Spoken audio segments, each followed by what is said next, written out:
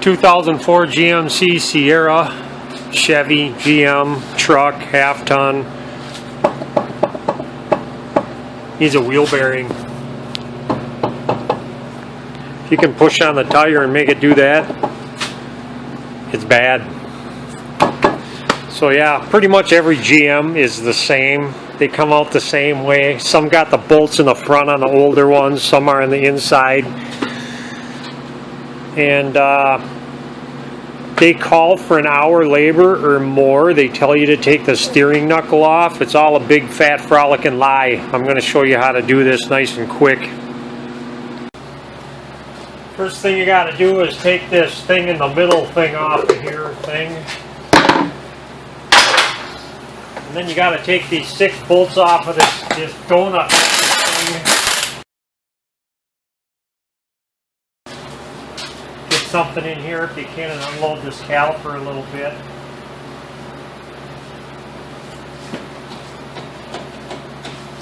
Like so. You got two 18 millimeters for this caliper support bracket. Just kind of flop it up here. Let gravity do the work for you. Take this rotor off. So you just get a screwdriver or a chisel and just get in here and take this dust cap off. You'll bend it up a little bit. It will happen. It's no big deal. It's just a dust cap. 35 millimeter. Then you're going to want to pound this axle in a little bit. Pound it in as much as you can. The more the merrier. So you can get at these 3 bolts on the inside here real easy. I got to disconnect the ABS wire too. The plug for that is right here. Got to get that off. That thingamajigger. And there's little clips here. They come with the unit, but usually I just unclip them and use the ones that are in it, so I don't have to deal with that. Get that one out of there. And there's one more right here. You just get in here with a needle nose or a pair of pliers or something and push in on these little tangs and yank the thing out. 3 15 millimeter bolts. You can usually get in here with a swivel socket. It just barely fits when you put this when you pound this axle in all the way as far as it'll go. You got just enough room for it. Or you can use a wrench. I like to break them loose with a wrench just because. Get the one on the other side.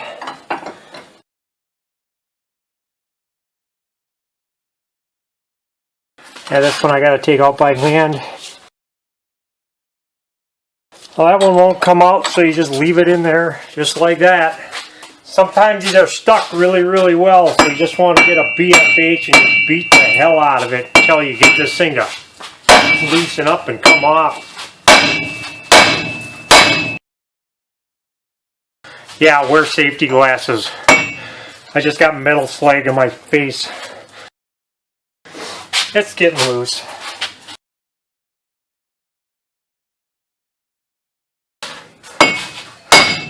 There it goes. It's good and rusted. That's for sure. There it is.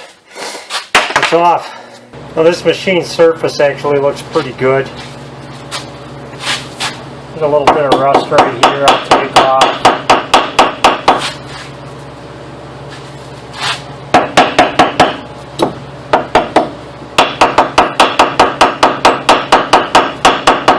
Yeah, that's fine. You just put the backing plate back on the way you took the other one off, and usually lines up the best when you straighten this out.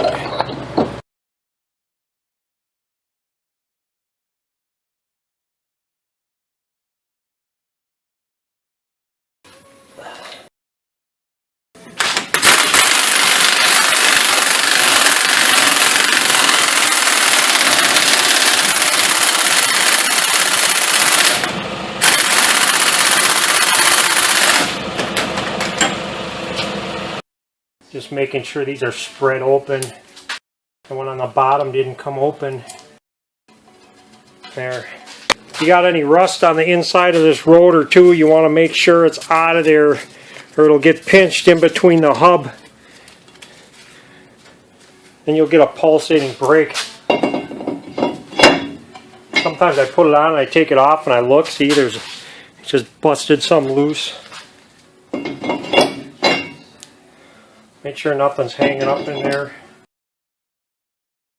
Make sure you don't twist your brake hose up.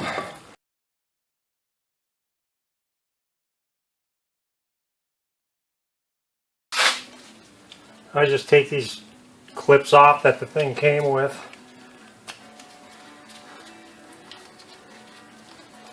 Use the factory ones. Yeah, this dust cap, it doesn't stay on.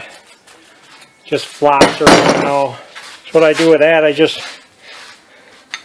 just take a side cutter and just tweak it a little bit. Not much, just a little bit. So it looks like that now.